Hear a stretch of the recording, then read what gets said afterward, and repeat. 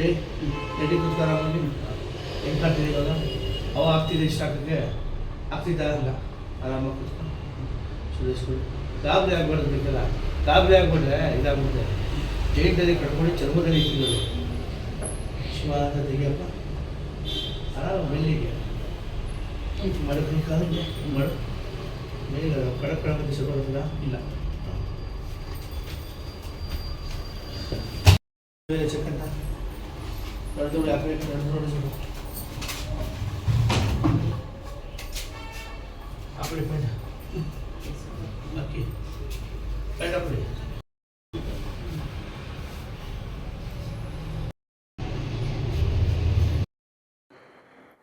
ನನ್ನ ಹೆಸರು ನವೀನ್ ಅಂದ್ಬಿಟ್ಟು ನಾನು ಮೈಸೂರು ಹುಡುಗ.